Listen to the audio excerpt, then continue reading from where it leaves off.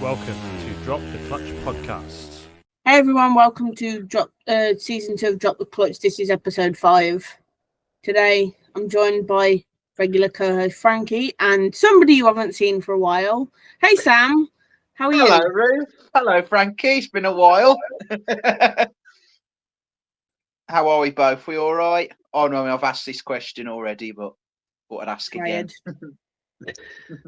I am good. I have thoughts. You have to. Yes. Shall we get away with it?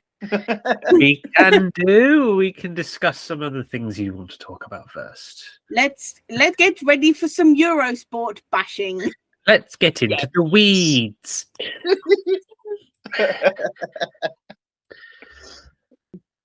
My notes, where did I put them? Immediately making more work for Frankie. That's fine. I made my notes about 10 minutes after the Grand Prix finished. So it's like, right, this is bullshit. This is bullshit. This is bullshit. Let's talk about this. Yep. Anyway, let's move away from Eurosport for a minute. Let's talk about the actual meeting, and then we can get into the entertaining stuff afterwards. Save the exciting bit for later, basically. Yes.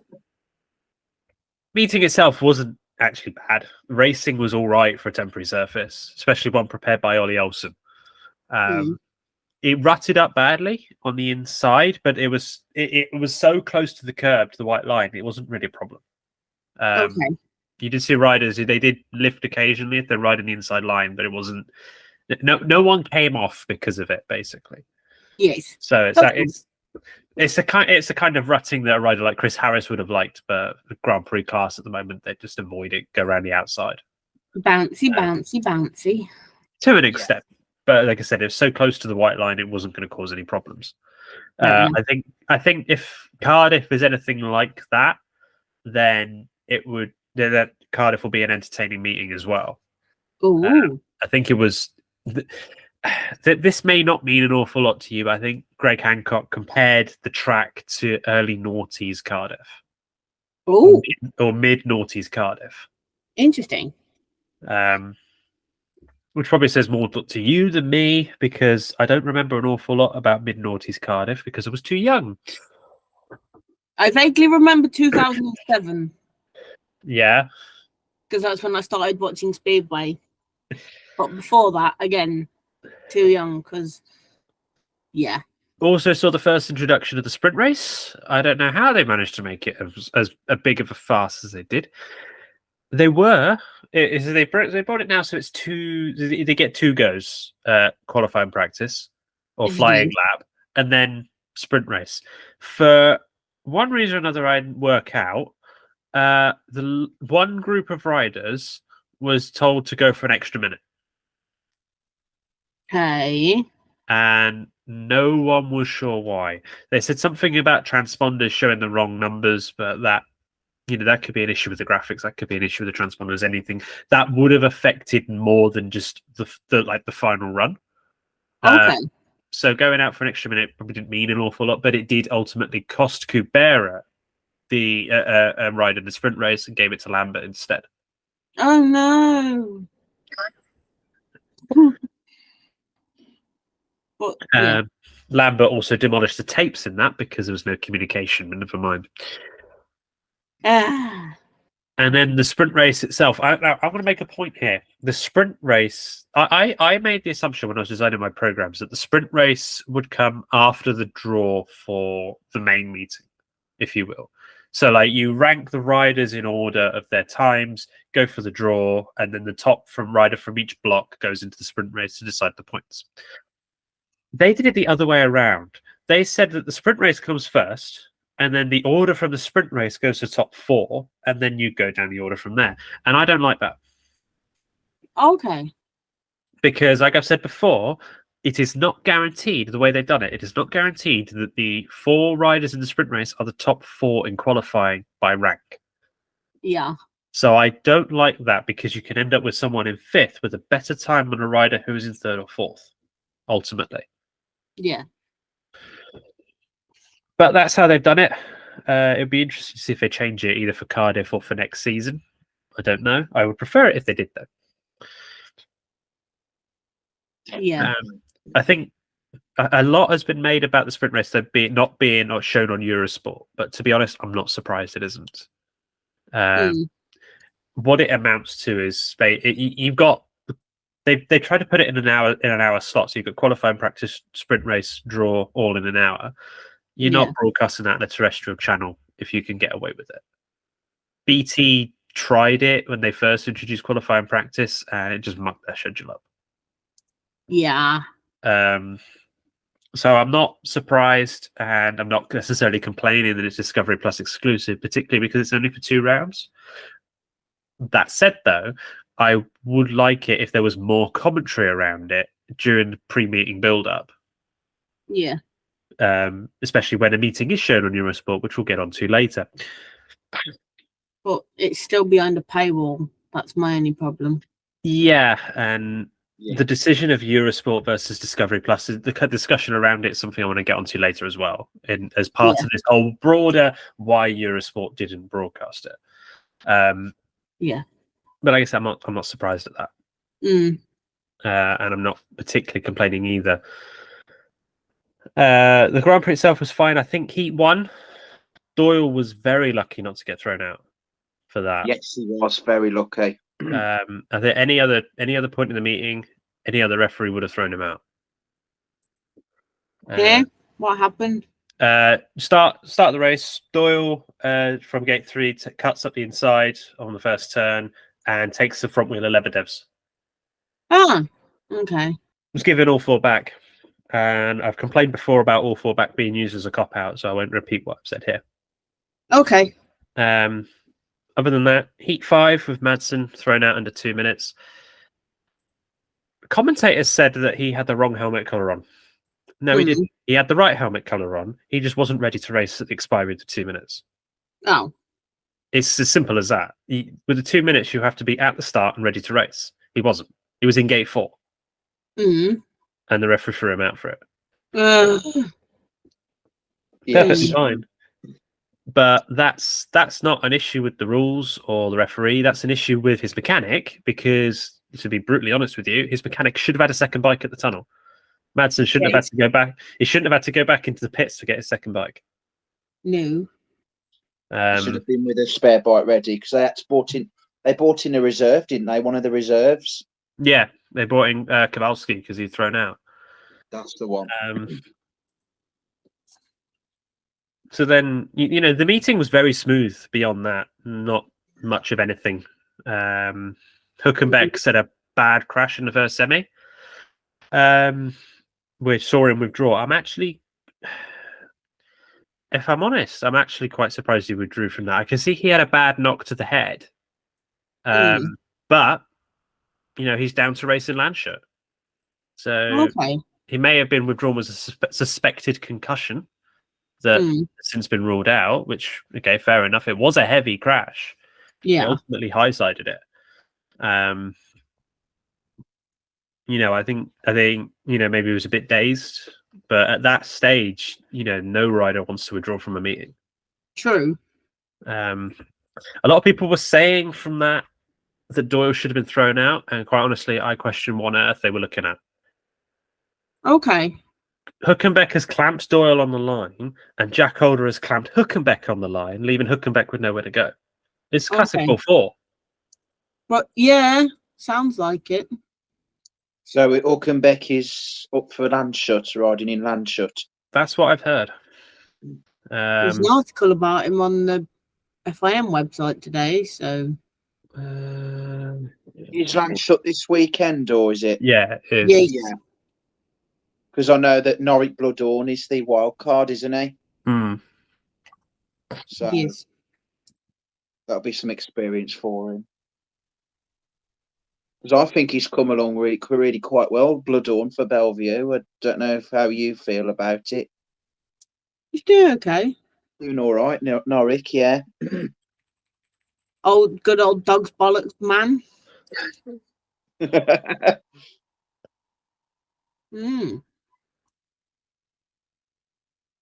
Yeah, I thought Warsaw meeting was quite entertaining. I did put something in my notes. I did write down question over Lambert final qualification. What I was saying to that was that I wasn't sure that Lambert had qualified for the final, basically. Semi-final one up to Hülkenberg withdrew. It was very close on the line between him and Jack Holder. The transponders recorded a 5 millisecond difference between Lambert and Jack Holder. And call me skeptical, but I don't trust the technology down to that resolution. Okay. And Discovery Plus only showed a replay from perpendicular to the start line. So yeah, forgive. I think on the balance, he probably did qualify, but I'm not sure. I'm not sure I trust the technology down that accurately. Yeah. Beyond that, it's that's the meeting generally. They managed to make a farce of the first sprint race, which I'm annoyed by. I still don't know how they spelled Freddie Lindgren the name wrong. I know, yeah. Yeah, also that. They did it several times throughout the meeting, but it was always that graphic as well. It was always, if ever they showed like a meeting graphic or the table or anything, it was spelt right. But it was, if it was past winners at Warsaw, it was always spelt wrong. I think that's the Danish spelling they use, Frederick, rather than Frederick. Okay. But I think, don't quote me on that. Okay. I think in terms of the results, it's a good win for Doyle. 1 point off a paid maximum, 1 point off a full maximum. There's no paid maximum in this. But what does it matter? You get 20 points for a win anyway. You go for 21 point maximum. You end up losing a point compared to the old system. Yeah. So it was a good win for him. First win since 2017. And to defeat Smartlik on his home track, make him wait another year for a Warsaw win. Oh no! It means it's something that Smartlik is still chasing. Oh no! It's two Australian winners at the moment. So it's Jack Holder in Croatia and obviously Jason Dorr Warsaw at the moment. So it's two Aussies. I get so much hate from the people who love Smartlik because you'll say something about him and I'll go, oh no. Oh no. I've asked this question as well. Have we had this conversation already? But which one? This is about Woofenden. I've spoken about it lately. He did I don't know if you saw it, Sam, but he did an interview sort of toward the semi-finals, discussing where things went wrong. And he's saying in his third ride he should have cut up the inside rather running mid-track or something like that. Oh yes, you saw that. I think I briefly saw it. Yeah. Who was his interview with again? It might have been Scott Nichols. Yeah. I've seen. Yeah. Which I think that's a fair comment for him for his third ride, but he scored 5 points, all of them in his first two rides. He doesn't address what went wrong in his fourth or fifth ride. So I'm not really sure what's going on there. Some people in the British Speedway forum I was reading before we started were saying that he's not aggressive enough on the bike compared to other riders in the series, and now think like Smartlik or Lindgren, Doyle, and that's hurting him. Other riders saying that he's tell a lie, sorry, he scored 1 point from his last three rides. Other people saying that he's not as invested in it because he's got family now, or kind of like what I've said, he's had a lot of injuries lately and he's not really recovered from them. Yes. Like I said, he performed well in his first two rides, but was completely off the pace in the rest of the meeting. Yeah. So I think there's more going on behind the scenes that he's not letting on. But it's hard to say speculatively anything accurate. Mm-hmm. I still think that what I've said in the past is largely correct, that he's had major injuries the last few years. He's not recovered fully from them, and it's severely denting his performance on the Yeah. world stage. Because he can ride in the leagues perfectly fine. It's just on the world stage he's struggling massively. Yeah. Because for Sheffield, he's smashing it for Sheffield, isn't he? Mm. But in the GPs, like you say, he's not. He doesn't seem to be, like you say, he performed well in his first few rides, but then the meeting he was poor the rest of the meeting. Mm. But I don't know whether I don't think I'll see him being in the Grand Prix next season. Well, I've said before that he would probably benefit from a year out. The problem, as always, though, is who do you replace him with? Exactly. That's the issue we have now. It's not like 10 years ago where you could name an obvious rider who could replace a poor running rider in the Grand Prix series. Now your options are seriously limited. Yeah. Because nobody wants to go into the World Championship, get their hopes up and go, oh, there's Marslick won again. Well, I mean, to be fair, he's not leading the championship at the moment. No, he's third. Oh my God, good grief. What is going on? Wow. It's Doyle at the minute, isn't it? But as I say, it's after 2 rounds, so there's not a lot you can really say for this. And Lancia, I think, will be a leveler. It's a surf. It's a track. It's been used before in the SEC. It's been used in the qualifying rounds as well, I think. But it's new to the Grand Prix series, like the last 15 years or so. It has been used in the Grand Prix series before, but not recently. So it will be a very interesting track to see who rides better on it. As far as I'm aware, it's from what I remember of it, it's flat, it's big. I think it's more like conventional German track. It was quite. It rutted up a fair bit last year, but that might have just been because I think when they hosted it last year, it was quite warm. So what, Lancia? Are you talking about? Or is it the other German track I'm thinking about? You're thinking of Tetra. Yeah. Yeah. Like I said, Lancia is completely new, so I think it'll be interesting to see who performs on that and who doesn't. It's be interesting. Hard to predict anything. See if Eurosport show it this time. Well, they're promoting it. I don't know. I'm going to have a look at the Sky calendar. Well, but yeah, I think it's interesting. More on that later. Now, there's because there's 6 points separating Doyle from Smarslik and Holder. So it'll be interesting to see whether Smarslik can claw those back. As far as I'm aware, neither of them have really raced at that track. I know that Lancia race in the Polish in the Polish league. I can't remember which division it is, but it won't be a division. It's the second one. Yeah, so it won't be a division that either side race in. So I can't say for certain when the last time either of them saw that track was, but it would not have been ridden it before. But if it would not be recently. No. Same is true for basically everyone. I think it's appeared a couple of times in the European Championship in the Grand Prix qualifiers. Yeah. Other than that, I can't say. It will be fresh for most riders, I reckon, which will make it very difficult. No, it's just the one with the black shale, isn't it? I'm thinking of all the other tracks apart from the one I want. I've seen that one before. That one's I still want to see. Different. I still want to see a GP round at Holstead.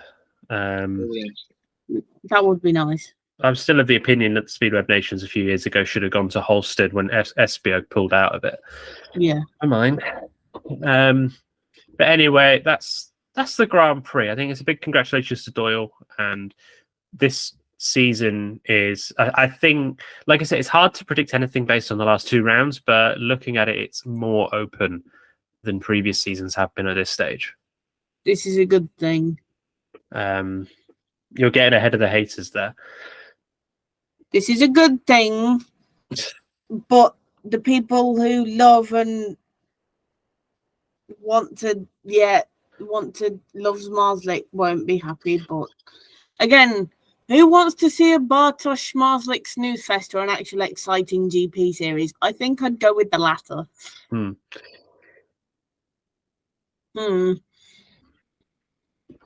But anyway, that's the Grand Prix as it was.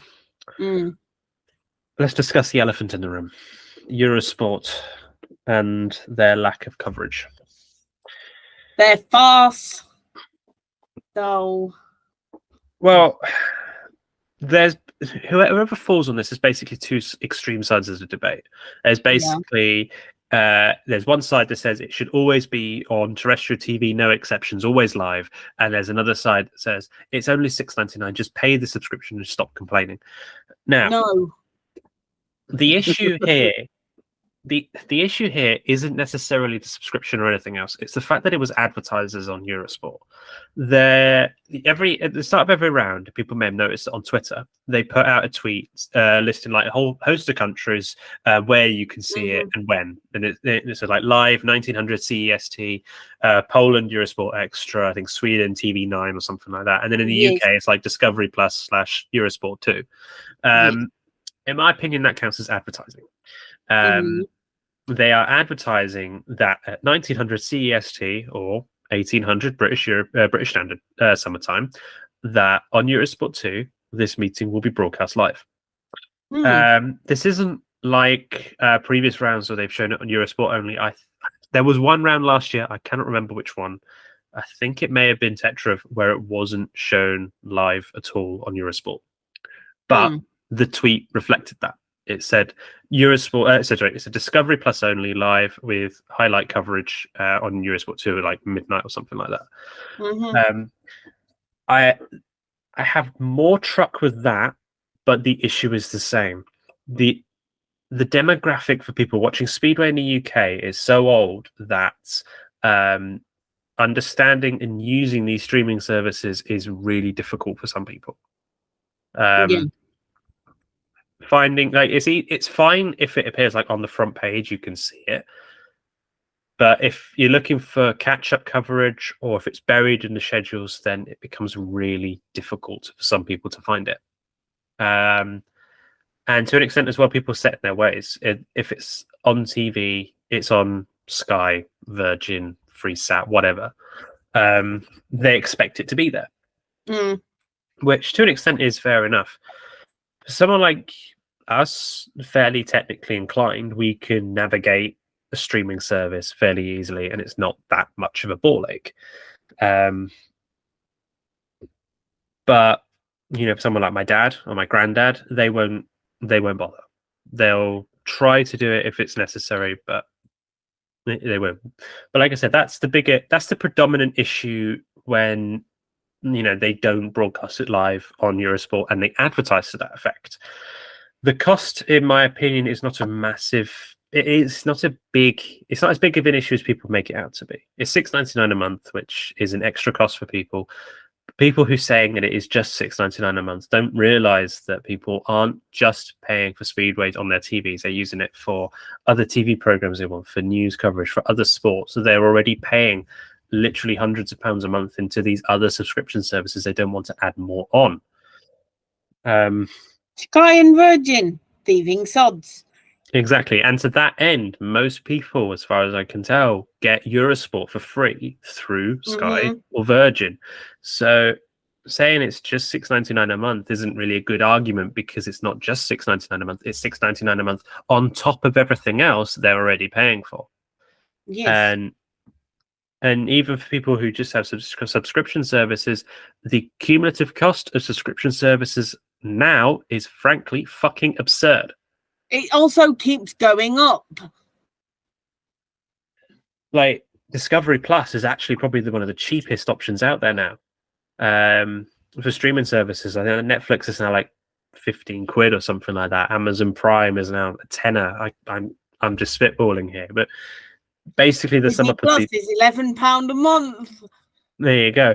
The summing up of the cost argument is simply that it's an additional cost. It's not like a lot of times with these like Eurosport deals that come with Sky or Virgin, it's a fixed contract you're signing into. It's not something you can dip in and out of at will. Yeah. like you can with Discovery Plus. So for someone who may not watch a lot of other live TV, then Discovery Plus might be a better option.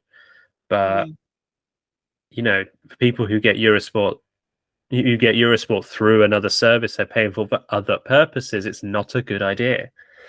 Because you want value for money. So if you're going to buy a streaming services, you want the one that's going to give you the most content. Exactly. People will come in the comments and argue, well, Sky gives you Discovery Plus for free, and that gives you access to it as well. And so, well, yeah, but that then falls back onto the technical argument I was saying earlier. People who don't understand the technology don't want to engage with it because it's too much hassle, and that's when people just switch off. Yeah. Exactly. And to an extent, it creates another problem for Warner Brothers as well, because it introduces people who want streaming links to it, who want to pirate it. As the founder of Valve famously said a few years ago, that piracy is a service issue, not a cost issue. If you provide a better service than the pirates do, piracy goes down.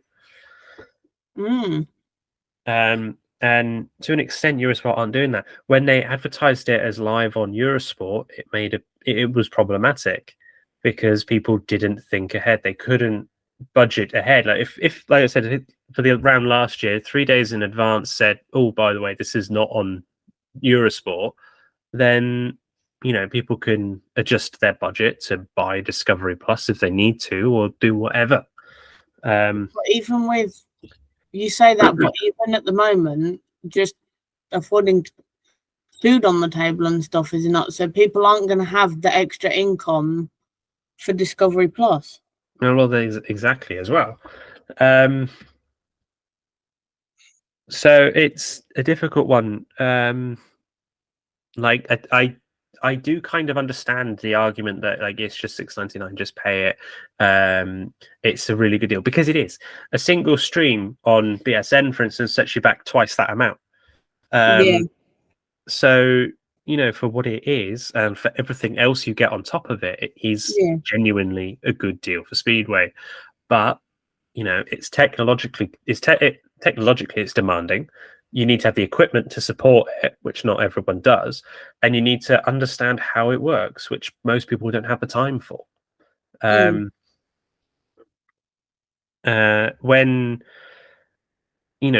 something like that it's being simulcast on Eurosport and Discovery Plus, which is fair enough, and then Discovery Plus gives you all those advantages that some people would want to pay extra for. When they advertise it as on Eurosport after this time, it doesn't show up. Granted, from what I heard, there was a major crash in the endurance cars event that pushed it back 2 hours or something like that. Those kinds of force majeures they can't realistically plan for. No. So you can kind of let them off with that for Warsaw until you realise that there was nothing live broadcast on Eurosport 1.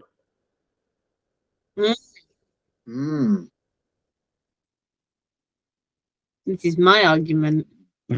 I don't know what it is with Eurosport, whether they want to keep Eurosport 1 and Eurosport 2 divided based on what's shown on that. I think that's kind of how they do it. That they want certain events on Eurosport 1, certain events on Eurosport 2, and never the twain shall meet.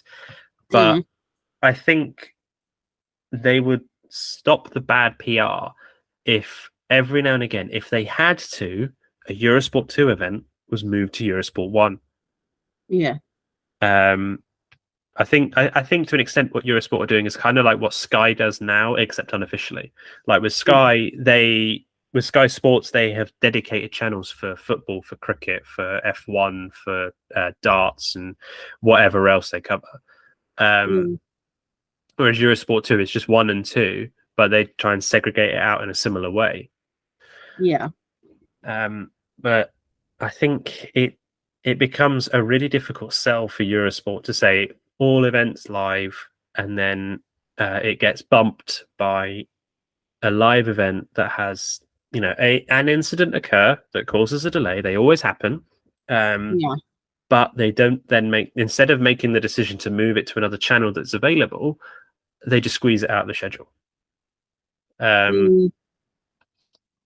which I think is pretty poor. It's what I warned about of Eurosport, because they have a tendency to do this. They always did. I remember when they had, was it the European Championships, like nearly 10 years ago now. When they had the European Championships, it was fairly common for them to bump it off the schedule by like 20-30 minutes if there was another event overrunning. And for that, it was also low effort as well. It was literally just had two commentators in a studio, and that was it. Really low effort from Eurosport for the European Championships when they had it. I don't know who has it now, but that's by the by. On the whole, the quality of the coverage is significantly better than back then. But, those kinds of actions set a precedent. Yeah. Yeah. And it made me wary of the British Speedway coverage going to Eurosport as well. And then Speedway GP upon it. And there'll always be a push towards streaming services because they can control the medium. Yeah. But like I said, the demographics of Speedway supporters in the UK, it's not a good option. And I've said it before with club streaming, BSN, with being and whether Speedway GB will get a TV deal after their contract with Eurosport expires. I don't think streaming is the way forward at the moment. No. Not as a predominant means, anyway. It's certainly good as a supplemental thing for extra revenue for clubs in the UK, but you can't replace terrestrial TV for it because the mindset isn't there for people to want to learn it. They'll just tune off. True. So it was something that was warned about when they first took on the deal. I think the bigger issue for me was that they said that they were covering it, even though it was initially going to be delayed anyway. I've checked the Sky planner for Lancashire going forward this weekend. Yes. They are joining the coverage at 1800, so right before the meeting starts, and they are butting it right against the British Superbikes. Oh boy! So anticipate that. I don't know when this will go out though. So. Oh boy! But this is going to become a thing. I think the first year, I think they've kind of shot themselves in the foot slightly by in the first year every meeting was live. There wasn't anything that significantly overran into it. Second year they did push some things onto Discovery Plus. As I said, I think it was like round 4 or something like that was Discovery Plus only. Last year, I can't remember exactly, but there was one at least. There was D Plus. But like I said, they advertised ahead of time that was what was happening. This time, there's none of it. And you go through some forums, I'm not going to name them to protect the innocent, and it's just, it's people asking for streaming links to watch it on unofficial black market sources. It's you go through the FIM Speedway Twitter handle, and all the comments from that meeting and since have been complaining that Eurosport weren't broadcasting it. Yeah. It's a significant PR blunder. Definitely. And it will encourage piracy. Whether they want it to or not. Yep. Basically. Yep. I should note here that no one here condones piracy. Of course not. Buy your damn shit. Totally. But have you two got anything to add to that? Honestly, no. You pretty much knocked it on the head, yeah. Yeah. To that end as well, the Eurosport's Eurosport, Warner Brothers' current trend for the Speedway of Nations Speedway World Cup's first 2 rounds are on Discovery Plus only. Bear that in mind. I don't care about the semis anyway. I only care about the final. GB aren't riding till the final, so even though she's wearing a Captain America hat and an American sports team hoodie, but we'll push past that. Yeah, we'll push past that. And we can move on from the Eurosport blunder as well. Yeah. British Speedway, we touched on this, talking about Woofenden and his general performance. But let's speak more broadly to an update on the British League. I'm going to withhold comments about what I think about Birmingham. No, say them. Oh, yes, I know what you're going to say. I don't understand what the fuck they're thinking. Well, they've signed Sedgman in place of, was it Milik? Yeah. Background Milik, yeah. I mean, Milik is the only rider that I've ever known go from number 1 to number 6 in the green sheets. I know. So that was ridiculous. Can it be any worse? Well, he's shown anyway that he can't ride Perry Bar, and yet they've gone and given him a job again. I don't understand it. That's all. I don't understand it.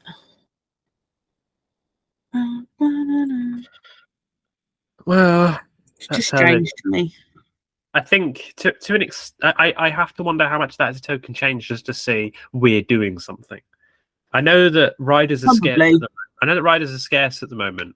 I can't remember which club was saying it. Some other club was saying it might have been Oxford. That it's difficult to get riders in, and the issue comes of you get rid of one rider, who do you replace them with? Yep. Spot on. But I think Birmingham need to be careful because I can't remember if they have, and if it's an unlimited number of changes or if they can only make a certain number during the transfer window. I can't remember. But if it is a limited number, then they need to use it very wisely. Okay. And that's true for all clubs, really. We can... I'm just looking at this. Kings Lynn and suspicious calling off. This has become another one. This has become a trend every year. Last year we had a faulty pit gate. Where for some reason it's not the first one this year, though. No. They were, I want to say bollocked, but it's not really the right word. They were given a slap on the wrist, a firm telling off by the SCB because they postponed a meeting because 2 of their riders were unavailable. Naughty. This time they postponed a meeting due to a poor weather forecast that, as far as I could tell, contained no rain for the start time of the meeting.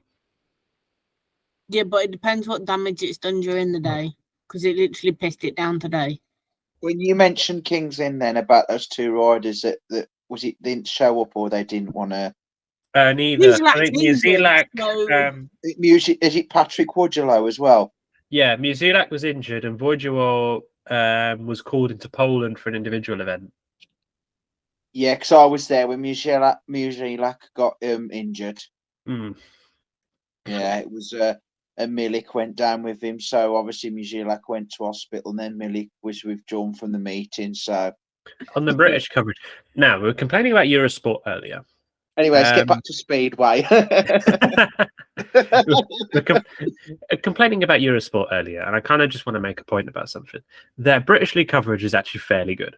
On the whole, I'm slightly annoyed that it's taking them until July to get down to Cowley, but that's by the by. However, there are 2 things I have serious issues with. Pace of meetings and the use of helmet cameras. These have always been an issue, though. They always have, but it's getting worse. I don't understand why Eurosport insist, or whoever's running the meeting insist that replays must be done before the 2 minutes can go on for the next heat. It's not necessary. You're showing at most 75 seconds of replays. Just wang them on 2 minutes. So then, by the time you've watched the replays, they're at the tapes ready to go. Wee. Yeah, and this is the problem. I was reading when they were talking about that this endurance cars event taking the spotlight on Eurosport 2 from the Grand Prix. A lot of people were saying that Speedway is a much more interesting sport and that. So you think, well, yes, it is, but that's until you realise that you have, like say in a Grand Prix meeting, 23 heats, call it 25 minutes of racing, and then the rest is track grades. That's fine if the meeting is over 2 hours or so, and it's fairly consistent spread throughout.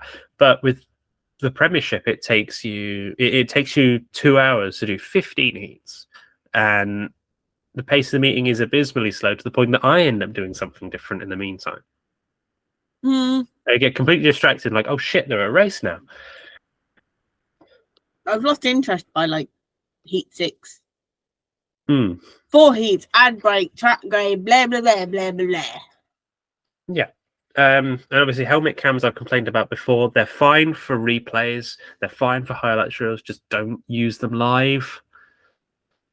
Boing boing boing. Bounce. Well, I've said this before. That's all you see. All you see is the forks, the headstock, the track, or the sky. So there's no action. No. There's also no depth perception either, so you can't really tell when 2 riders are passing each other for a helmet cam. So, but that's by the by. On the whole, their coverage has been good, supplemented by the odd BSN coverage, which is also, BSN is actually properly good now, fairly stable. Although it's hard for me to tell how much of that is because I upgraded my network setup over the winter. The status of the leagues now, Ipswich are, I don't want to say running away with it, but they certainly seem a very strong side this year. Yes, but we said this about Bellevue last year, and look at where they ended up. They ended up out at semi-final stage. I mean, I'm trying to get my head around reading this fucking table, but I don't know how they managed to simplify the point structure and make it harder to understand. Fucking hell. Do we want new fans? Yes. How do we make it more accessible? We don't. We make it even more fucking complicated. Yeah. I mean, at least with the old system, it was easy enough to explain to someone. Anyway, Oxford are middling at the moment. I think it's still anyone's game except Kings Lynn, because heaven knows they never want to make the playoffs. I don't know what it is about Kings Lynn. They never manage it. And I don't think it's any fault of anyone in management either. They're just never there. I'd say Birmingham are out of it more because they've ridden like 9 meetings and they've got a point. So, yeah, 3 aggregate point losses. Throwing points away down the toilet. I'm gonna get crucified the next time we get to play. Just throwing points away. I think I'll reserve my judgment for when I've seen more meetings in the Premiership. I think I've seen 3 so far, and all the ones on Eurosport. No, I tell a lie. I bought one of the BSM ones early season. I haven't really been paying that much attention. Yeah, I think I'll reserve my judgment for who team is best or whatever.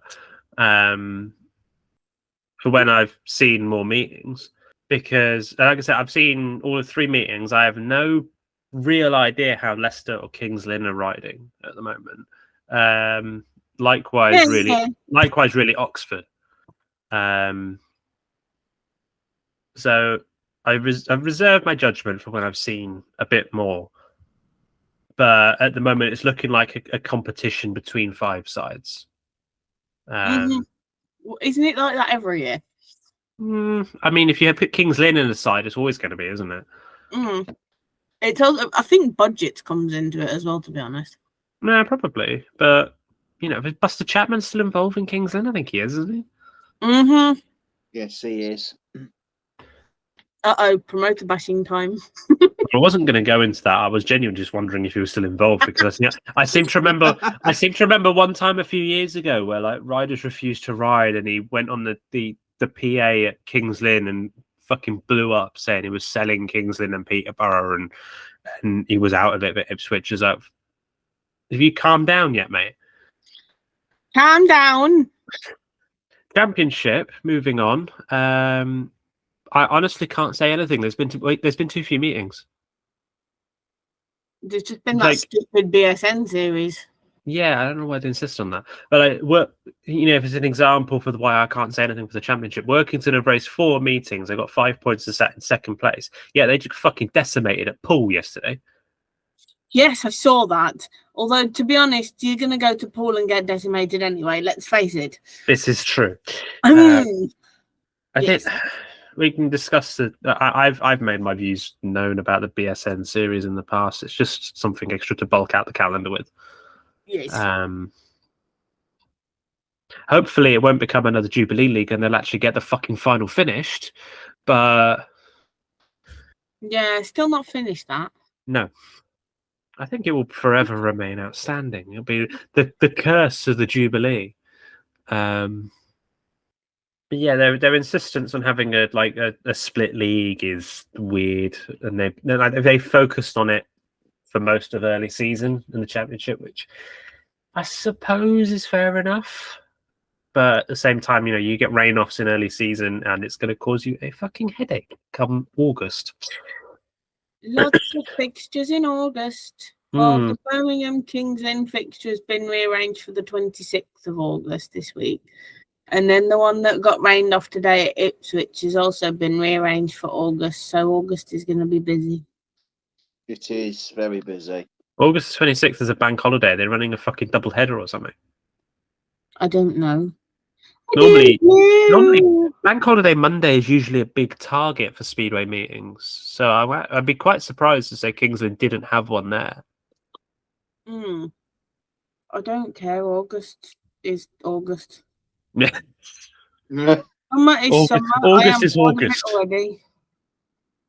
August is August. Yeah. I mean, I'm personally of the opinion they should bring back double headers. They were always a great time. 2024, August is August. August is August.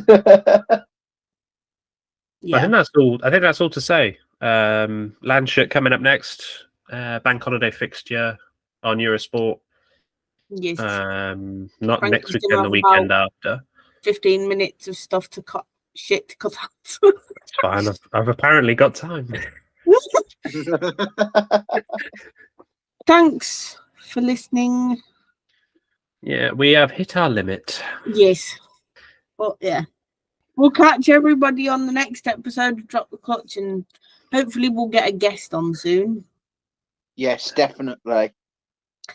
But yeah, that's all from us. Catch you on the next one. Bye-bye. See you later, Bye. guys. Bye-bye.